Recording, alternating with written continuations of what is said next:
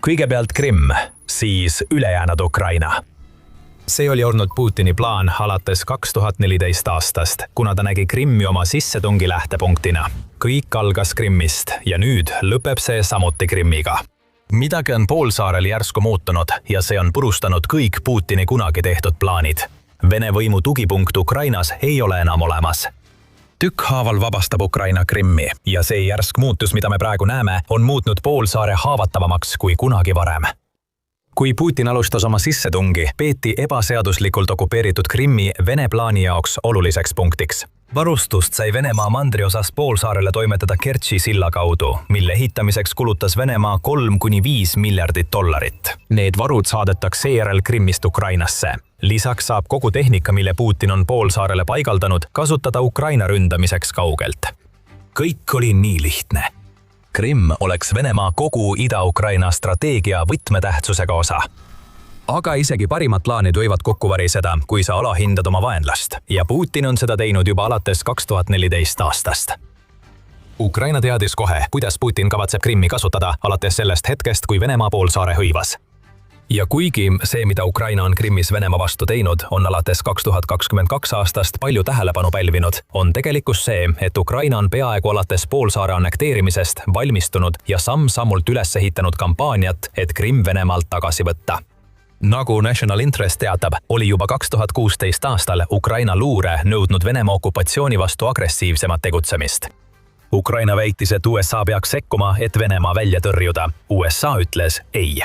See oli punane joon, millest USA ei olnud valmis üle astuma, kuna kardeti Venemaa poolset eskalatsiooni. Nii otsustas Ukraina ise tegutseda. Ukraina sõjaväeluure meeskond, mida tõenäoliselt juhtis mees, kellest on nüüd saanud Ukraina presidendi kantselei juht Kirill Budanov, korraldas 2016 aasta augustis salajase reidi Krimmi. Operatsioon kestis 6–8 augustini ning selles osales 5 eriüksuse ohvitseri, kes maandusid Krimmi läänerannikul, et toimetada lõhkeained ja muud materjalid spetsiaalselt määratud kohta Vene rajatiste lähedal poolsaarel. Need rajatised valiti välja, kuna Ukraina tuvastas õigesti, et Venemaa üritab neid hirisemas sissetungis kasutada. Ukraina jaoks paraku ei olnud reid edukas. Budanovi meeskonna liige avastati ja Ukraina pidi taanduma, kuigi otsene kokkupõrge jättis mitu Vene sõjaväelast surnuks. Ukrainat kritiseerisid nii USA kui ka Venemaa tema tegude eest. Toonane USA asepresident Joe Biden hoiatas väidetavalt Ukrainat, et midagi sellist ei tohi enam kunagi juhtuda. Mis puudutab Putinit, siis olles enesekindel oma usus, et reid paljastas Ukraina nõrkuse, väitis ta, et Venemaa ei lase sellistel asjadel niisama mööda minna. Mida Putin ei mõistnud oli see, et Ukraina andis selle reidiga selge sõnumi. Ukraina ei kavatse Krimmist loobuda. 2016 aasta augusti reid võis küll olla läbikukkumine, kuid see pani aluse sündmuste ahelale, mis on nõrgestanud Putini haaret Krimmi üle. Praegu toimuv järsk muutus on nende sündmuste ahela tulemus. Selle muutuse mõju Venemaale on jätnud Putinile 2 halba valikut. Kas kaotada Krimm või kaotada sissetung Ukraina mandriosale. Käima ajas edasi veebruarisse 2022. Täiemahuline sissetung, mille tulekut Ukraina alati teadis, algab ametlikult ja Putin arvas endiselt, et tal on kõik trumbid Krimmis. Uskumatult ülbe, Putin arvas, et Venemaa oli juba 6 aastat varem Krimmi poolsaarel Ukraina parima löögi üle elanud. Kui Vene sõdurid laastasid Lõuna- ja Ida-Ukrainat, oli Krimm praktiliselt puutumatu. Ukrainal polnud sisuliselt mereväge. Musta mere laevastik patrullis vetes, mille järgi see oma nime sai, ja ainus maismaa tee Krimmi oli ligipääsetav vaid siis, kui Ukraina oleks valmis kaotama 10, kui mitte 100 000 sõdureid, saates nad teadlikult surmavasse kitsaskohta. Varustuse väed liikusid üle Kertši silla Krimmi, et sealt edasi Ukrainasse tungida ning kõik Putini plaanid näisid sujuvat. Siis aga muutus kõik. Kertši sild. Putini monument Venemaa väidetavale edule Krimmis sai sellise riigi sihtmärgiks, kellel polnud sisuliselt mereväge. Ühel jahedal sügishommikul oktoobris 2022 tundus kõik olevat tavapärane sellel 12 miili pikkusel sillal, kus tavaliselt liikus umbes 15 000 sõidukit päevas. Varahommikune liiklus oli hõre, kuigi päeva jooksul oleks see kasvanud. Me ütleme oleks, sest Ukrainal olid teised plaanid. Kui suur kütustedav rong kihutas Krimmi poole, plahvatas veoauto Kertši sillal. Valvekaamerate poolt salvestatud plahvatus toimus kohaliku aja järgi kell 6:07 hommikul ja see rebis Vene rongist läbi. Hütusemahutid purunesid neid ümbritsenud valge kuuma tulepalli tõttu. Üks sõidutee lagunes tükkideks ja üks sammas hävis. Ukraina oli just tabanud Kertši silda ja Venemaa polnud seda ette näinud. 2016 aasta augustist oli õppetunde saadud ja hetkega näitas Ukraina Putinile, et tal on Ukraina sõjaväeluure pärast palju rohkem muretsemist, kui ta arvas. Ja järgnenud aastatel on Kertši silda veel mitu korda sihikule võetud. Järgmine rünnak. 2023. aastal raputas silda. 2 aastat hiljem suutis Ukraina julgeolekuteenistus paigaldada Kertši silla tugedele veealused lõhkekehad operatsiooni käigus, mis kestis mitu kuud. Need seadmed plahvatasid 2025 aasta juunis, saates Putinile veel ühe sõnumi, et ta ei suuda kaitsta silda, mis tähendab tema jaoks kõike. Seejärel 4. mail 2026 tuli uudis, et Ukraina meredroonid hävitasid kogu FSB paadimeeskonna, kes valvas Kertši silda. See oli ettevalmistus tulevaseks rünnakuks. Venemaa võib vaid oletada ja Ukraina laseb heal meelel paranoial kasvada, kui 9 Venemaa meremeest maetakse. Korduvad rünnakud Kertši sillale on näidanud Putinile, et tema kontroll Krimmi üle ei ole nii absoluutne, kui ta arvas. Riik, kellel pole tegelikku mereväge, ründab silda, mis aitab Venemaal oma sõdureid ja varustust üle vee vedada. Ja see on midagi, mis ei oleks kunagi pidanud juhtuma. Krimm, mida kasutati Ukraina mandriosa sissetungi tööriistana, on nüüd tõsiselt nõrgestatud. Aga Putin oleks mõelnud, et vähemalt on Venemaal endiselt Musta mere laevastik. Tegelikult mitte päris. Kasutades rakette, õhudroone ja üha paremaid meredroone on Ukraina tekitanud kaost Vene sõjalaevade seas, mis peaksid kaitsma kõiki mereteid Krimmi suunas. Umbes 1/3 Musta mere laevastikust on Ukraina poolt hävitatud. Ülejäänud on taandunud oma traditsioonilisest baasist Krimmi Sevastopoli sadamas. Venemaa laevad peidavad end nüüd Novorossijskis, kus neid kasutatakse peamiselt kaugmaa rünnakuteks Ukraina vastu, kuna neil ei õnnestunud Musta mere üle kontrolli saavutada. Tänu Ukraina Musta mere kampaaniale on veel üks osa Krimmi vabastamise puslest paika saanud. Veeteed on avatumad kui kunagi varem, mis muudab Krimmi veelgi haavatavamaks.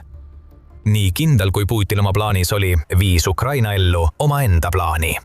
Ajakiri National Interest toob välja, et Ben Hodges, kes on endine USA maaväevägede ülem Euroopas, rõhutas juba algusest peale, milline peaks olema Ukraina plaan. Krimm tuleks kõigepealt isoleerida, seejärel tuleks muuta see Venemaa jaoks sõjaliseks varjupaigaks kasutamiskõlbmatuks. Just seda ongi Ukraina viimased paar aastat teinud. Musta mere laevastiku hävitamine tähendab, et mereteed Krimmi ja sealt tagasi Musta mere kaudu on nüüd suletud. Rünnakud Kertši sillale on jätnud Venemaale vaid ühe valiku: lõpetada selle mitmemiljardilise Putini arrogantsi monumendi kasutamine sõjatehnika vedamiseks Krimmi. Juba 2024. aasta mais teatas Kiev Independent, et Venemaa ei kasuta enam Kertši silda oma rindevägede varustamiseks. Ukraina rünnakud olid selle muutnud liiga riskantseks. Isolatsioon on toimunud. Nüüd tuleb ootamatu muutus, mis on pööranud Putini plaanid Krimmi suhtes pea peale. Kui poolsaar on enamasti isoleeritud, viib Ukraina ellu Hodgesi plaani teist osa, muutes poolsaare Venemaa jaoks sõjalises mõttes täiesti kasutuks. Kuidas? Krimmi õhutõrjesüsteeme hävitatakse hämmastava kiirusega ja see toob Venemaale kaasa suuri kannatusi. Aga enne kui sellesse sügavamalt sukeldume, tuletan kiiresti meelde, et vaatate saadet The Military Show. Kui saate kanalilt uusi teadmisi, siis ärge unustage tellida, et näeksite rohkem meie videoid. Kui Ukraina on Musta mere laevastiku nõrgestanud ja muutnud Kertši silla kasutamise võimatuks, on ta alustanud laiemat kampaaniat, et hävitada Krimmis Putini poolt üles seatud õhutõrjesüsteemid. Droonide ja rakettide rünnakud sihivad kõike. Krimmis põlevad peaaegu iganädalaselt logistikasõlmed, radarisüsteemid ja terved õhutõrjepatareid, kuna Ukraina püüab vähendada poolsaarel Venemaa poolt üles seatud kihilise õhutõrje tihedust. Venemaa õhutõrje igakuised massilised hävitamised on nüüdseks tavalised ning märts pakkus selle kohta täiusliku näite. 15. aprilli raportis märkis UKR Inform, et Ukraina rünnakud okupeeritud Krimmis ja mujal okupeeritud aladel on hävitanud 54 Venemaa õhutõrjeüksust, sealhulgas 15 radarit ja 39 õhutõrjeraketi heitjat. Juba 9. märts tõi kaasa rünnaku, mis purustas 2 Krimmi radarikuplit, samuti Nebo U radarikompleksi ja 5 N-84A Oborona 14 radari. See on vaid üks näide. Ukraina on juba pikka aega sihtinud õhutõrjesüsteeme. Iga rünnak Krimmis endas nõrgestab kaitset, mille Putin on paika pannud. Ja kui Ukraina hävitab õhutõrjesüsteemid okupeeritud aladel idas ja lõunas, avab see turvalised õhukoridorid, mida saab kasutada veelgi rohkemate droonide ja rakettide saatmiseks Krimmi suunas.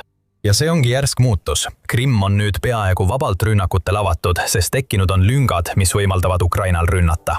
Kiievi Mohola Akadeemia riikliku ülikooli politoloogia professor Taras Kuzio selgitab strateegiat. Ukraina hävitab Vene õhutõrjesüsteeme kõikjal, mitte ainult Krimmis, et luua turvalised koridorid kesk- ja kaugmaa löökideks Vene tagalasse. See väite teine osa on Putini jaoks sama suur probleem kui Ukraina tegevus Krimmi vastu. Kui Krimmi õhutõrjesüsteemid langevad ükshaaval, saab Ukraina saatama võimsaid kaugmaa droone nagu Flamingo üle Krimmi ja otse Venemaale. See, mis pidi olema kogu Venemaa kaitsesammas, on muutunud isoleeritud ja üha kasutumaks poolsaareks. Ukraina on ka tegutsenud targalt. Ukraina sõjaväeluure ehk HUR on endale nime teinud Krimmis õhutõrjesüsteemide hävitamisega. Eriti on üksus nimega Ghosts spetsialiseerunud Venemaa parimate õhutõrjesüsteemide, sealhulgas S-300, S-400 ja Buk hävitamisele. Täpsed löögid on saanud Ghostsi põhivõtteks ning need löögid on nutikad. Õhutõrjepatareide hävitamine on üks asi, kuid pidev radarite sihtimine Krimmis on see, mis tõeliselt kahjustab Putini kontrolli poolsaare üle. Miks? Radarid on kallid ja neid on raske ehitada. See oli nii juba enne, kui Putin oma sissetungi alustas. Aga nüüd ägab Venemaa lääne sanktsioonide all, mis muudavad asendusradarite ehitamiseks vajalike osade hankimise keerulisemaks ja kallimaks. Kui radarid on kadunud, muutuvad terved õhutõrjepatareid kasutuks. Nad ei saa tulistada selle pihta, mida nad ei näe, mis jätab Putini ja tema kaaslased meeleheitel pealt vaatama, kuidas Ukraina droonid lendavad abitute õhutõrjesüsteemide kohal, mis seisavad hävitatud radarite kõrval. Nüüd saab neid lünki ära kasutada. Äkiline muutus on nüüd lõpule viidud. Nüüd saab Ukraina veelgi rohkem toetuda oma geniaalsele strateegiale Krimmi suhtes. Ukraina sõjaväeluure jätkab Krimmi sihtimist koos Ukraina mehitamata süsteemide vägedega. Märtsis ja aprillis viis Ukraina läbi 76 rünnakut Venemaa õhutõrje vastu Krimmis ja okupeeritud aladel, neist 39 märtsis ja 37 aprillis. Kahel eelneval kuul oli Ukraina korraldanud peaaegu 50 sellist rünnakut, suurendades oma rünnakute arvu Venemaa õhutõrje vastu umbes 300% võrra alates 2025 aasta lõpust. Krimm on Ukraina jaoks suurim fookus okupeeritud alade vabastamisel. Točni kollektiivi andmetel toimus 173 geolokeeritud ja kinnitatud rünnakust, mille Ukraina nendel aladel Venemaa vastu korraldas 100 Krimmis. Sama kollektiiv märgib ka, et Ukraina on keskendunud Krimmi õhutõrje nõrgestamisele alates 2025 aasta algusest ning et nende kampaania on hoogustunud, kui jõuame 2026 aasta keskpaigani. Selle intensiivistunud lähenemise puhul näeme, et Putinil ei ole vastust sellele, mida Ukraina Krimmis teeb. See on lihtne, kui Venemaa saaks nende rünnakute vastu midagi teha, siis ta teeks seda. Aga me näeme, et Krimmi õhutõrje muutub iga kuuga üha nõrgemaks ja Venemaa jaoks läheb olukord siit ainult hullemaks. Seda tüüpi rünnakud toetavad Hodžesi plaani teist osa, mille eesmärk on muuta Krimm Venemaa jaoks sõjaliselt kasutuks. Aga Ukraina läheb veelgi kaugemale. Lisaks sellele, et pidevate rünnakutega sunnitakse Putin loobuma kontrollist Krimmi üle ja töötatakse vabastamise nimel, kasutab Ukraina nüüd Krimmi nõrkust selleks, et võimandada rünnakuid sügavamale Venemaal. Lisaks sellele vähendatakse pidevalt Krimmi ründevõimekust. Droonid ja raketid lastakse poolsaarelt Ukraina suunas. Kui üha rohkem õhutõrjesüsteeme hävitatakse, muutuvad need paigad ja infrastruktuur, mida kasutatakse nende rünnakute läbiviimiseks, sihtmärkideks. Me näeme juba, et see hakkab juhtuma. 2. aprillil tuli uudis, et Ukraina ründas Krimmis asuvat lennuvälja, hävitades Orion droonide baasi ja AN-72B lennuki. Aprilli lõpus ründasid Ukraina eriüksused Iskanderi rakettide ladustamisrajatist Krimmis. Mitte miski sellest poleks olnud võimalik, kui poleks olnud ootamatut muutust Venemaa õhutõrjepaigutuses. Kaitse on maas ja ülejäänud Putini sõjatehnika Krimmis on nüüd lihtne sihtmärk. Mis seisus on praegu Putini kontroll Krimmi üle? Venemaa kontrollib poolsaart endiselt, muidugi, kuid see kontroll hakkab käest libisema. Kertši sild on sõjalisest vaatenurgast praktiliselt kasutuks muutunud ning Musta mere laevastik, mis pidi Krimmis tegutsema, on selle asemel sõitnud nii kaugele poolsaarest kui võimalik. Kuid just õhutõrje probleem on see, mis Venemaa jaoks tõeliselt määrav on. Õhutõrjepatareid, radarid ja seadmed, mida need kaitsevad, põlevad maani maha. Ja see jätab Putinile tõelise dilemma. Varusta või hülga. Kui Putin tahab Krimmi hoida, peab ta seda tegema, viies Krimmi juurde rohkem neid süsteeme, mida Ukraina hävitab. See nõuab nende süsteemide toomist kas okupeeritud aladelt või Venemaalt endalt. Need süsteemid on väärtuslikud ja nagu Ukraina on korduvalt tõestanud, äärmiselt haavatavad. Õhutõrjeradar, mis täna Krimmi saadetakse, saab homme Ukraina sihtmärgiks. Ja pole nii, et Venemaa ehitaks uusi süsteeme nende asemele, mida ta Krimmis kaotab. Venemaal on raskusi kõigi nende asjade ehitamisega, mis vajavad kõrgtehnoloogilisi komponente, alates radaritest kuni rakettideni, mis tähendab, et enamik Krimmi saadetavast tehnikast võetakse ladudest. Lõpuks saavad laovarud otsa. Ja Krimm jääb igal juhul Ukraina rünnakute vastu kaitsetuks. Teine võimalus Putinil on Krimmis täielikult loobuda, vähemalt strateegilise logistika ja relvabaasina. See muudaks Krimmi sisuliselt kasutuks Ukraina mandriosa sissetungi toetamisel, kuid vähemalt tähendaks see, et tehnika, mis lihtsalt poolsaarel hävitatakse, võiks Venemaal või teistel okupeeritud aladel veidi kauem vastu pidada. Selle variandi suurim miinus on see, et Krimmi purustatud kaitserajatiste taastamata jätmine jätab umbes 800 000 Vene kodanikku, kes on annekteerimise järel Krimmi kolinud koos 10 000 Vene sõduritega poolsaarel täielikult isoleerituks. Kas keegi neist tahab sinna jääda, kui nad teavad, et Ukraina droonid ja raketid võivad rünnata igal ajal? Olenemata sellest, kas ta varustab või hülgab Krimmi, kahjustab Putin oma sõjapidamist. Ta kas valmistab Krimmi ette tulevaseks vabastamiseks või kahjustab oma vägesid mujal, et jätkata selle territooriumi kaitsmist, mida Ukraina niikuinii ründab. Kõige suurem iroonia tabab nüüd Putinit otse näkku. Krimm, kus sõda Ukraina vastu tegelikult alguse sai, näib nüüd olevat koht, kus see ka lõpeb. Ja huvitaval kombel oli üks mees, kes nägi seda kõike ette. 2022 aasta augustis esines Ukraina president Volodymyr Zelenskõi Krimmi platvormil ja rääkis Ukraina kavatsusest Krimm vabastada. Sealjuures ütles Zelenskõi midagi konkreetset, mis köitis meie tähelepanu. Ja ma tahan rõhutada, et Ukraina jaoks ei ole Krimm lihtsalt mingi territoorium ega geopoliitilises mängus žetoon, nagu see on terroristliku riigi jaoks. Ukraina jaoks on Krimm osa meie rahvast, meie ühiskonnast, inimeste kogukond, kellele me tagame vabaduse ja taastame tänapäevase elu, kuulutas Zelenskõi. Ukraina ütles Venemaale kohe alguses peale täpselt, mida ta kavatseb teha. Krimmi ei kavatsetud kunagi loovutada. Nüüd näeme, kuidas Zelenskõi ja Ukraina täidavad 2022 aasta augustis antud lubadusi. Putini haare poolsaarel, mille ta 2014 aastal endale haaras, pole kunagi olnud nõrgem. Ja selle järsu muutusega, mis on viinud Ukraina Krimmi õhutõrje purustamiseni, on vaid aja küsimus, millal see territoorium, mis pidi olema Putini trumbiks, saab kohaks, kus Venemaa lõpuks kaotab sõja Ukrainaga. Krimmi täielik vabastamine on alanud. Ukraina peaplaan on hästi käimas ja Putin ei saa midagi teha, et seda peatada. Kõik, mida Ukraina praegu teeb, on suunatud ühele eesmärgile, mis viib okupeeritud Krimmi täielikult sõjast välja. Kertši silla täielik hävitamine. Selle ja ülejäänud Ukraina plaani kohta saad rohkem teada, kui vaatad meie videot. Kui sulle see video meeldis, siis ära unusta tellida The Military Show'd, et näha rohkem meie kajastusi Ukraina strateegiast annekteeritud poolsaare suhtes. Ja nagu alati, aitäh vaatamast!